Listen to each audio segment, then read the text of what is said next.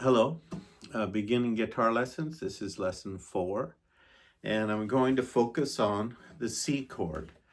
Now, in lesson 3, we looked at how we put together the G and the D chord in a song, and so you kind of get the idea. Talked about how to read a piece of music that has the chord markings above it, etc. And so you can work on that. And as we add the C chord, then same thing, you can work on some songs that only have 3 chords. If you're really interested in hymns, then like I said, you can check. I think my wife got it on Amazon. It's a book called A 3 Chord Hymnal. That'll help a lot, things like that. And if you have questions, feel free to reach out. So 3 chords that get used a great deal in gospel songs, old-fashioned gospel songs and hymns, folk songs, and even bluegrass would be in the key of G, that is.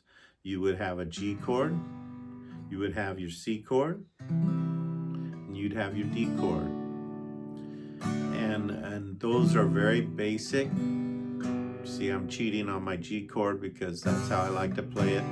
I don't teach beginners, as I've said, to play the G chord that way because it's hard for them to manipulate their pinky early on. But as you develop and you can use your pinky, you might find you like that. I find it's easier to go from, I'll teach a G7 chord later, but it's easier to go to a G7 chord. It's even easier to go to a C chord because your hand's right there. So feel free to experiment with that. But let's work on the C chord. And you can find music for 3 chords in the key of G on some songs that you might be familiar with and practice on that. So beginning with the C chord, your index finger, your first finger on the second string, that's your B string, on the first fret. Then we'll take your second finger on the second fret and the fourth string, and then your third finger on the fifth string and the third fret. And then when you strum it, it's like that. And that's your C chord. And there's your G, you have your C, and you have your D. We talked about how the other 2 chords were formed in the previous lessons. So that's the whole thing. The next lesson, I'm going to show an E minor chord because it often gets used in the key of G a great deal in some of that old-fashioned style music. And I'm just trying to develop some of the chords that we'd use in the key of G. And once we get a pretty good repertoire of chords that are used in the key of G, we'll talk about using a capo. And then we're going to work in the key of D. So that's what we're working on, and you'll find that chords overlap, and that's a good thing, but their progression doesn't always. So let's go over the C chord one more time, and that'll be the end of the lesson. So we have your index finger on the second string, the first fret, your second finger on the second fret, fourth string, and your third finger on the fifth string, third fret. That's your C chord. As I've recommended with all your chords, make sure that you get clean notes so that if you pluck your strings one at a time, you want those clean sounds. It comes by arching your fingers more. If your fingers are flattening, you're going to get a buzzing sound instead of this. And you'll see my thumb up at the top of the neck. That's not what I recommend. It's because I have a deformed thumb.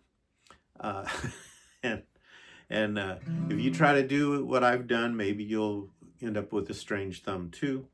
But generally your thumb should be at the back of the neck, and it gives you more of a reach underneath to arch your fingers.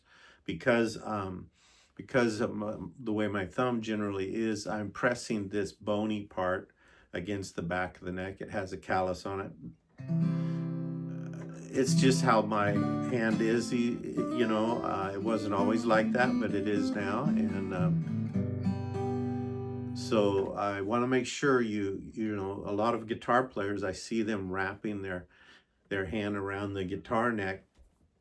It's their privilege to do that. I really don't care, you know. Whatever works, but generally speaking, it's much better for your hand and the sound of your chords to have your thumb placed on the back of the guitar.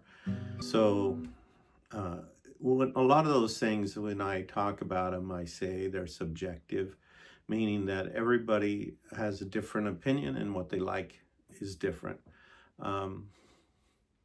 And that's fine. And so usually, you know, I'll say, oh, this is the way I like to do something, but there are others that do it differently. It's subjective.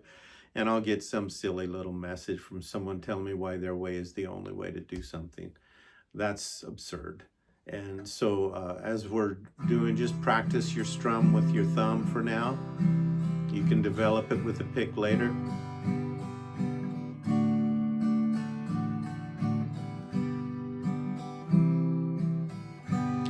Was just with those 3 chords. Well, hope you enjoyed that, and I pray that the Lord will bless you and that you'll enjoy these lessons, and we'll see you next time.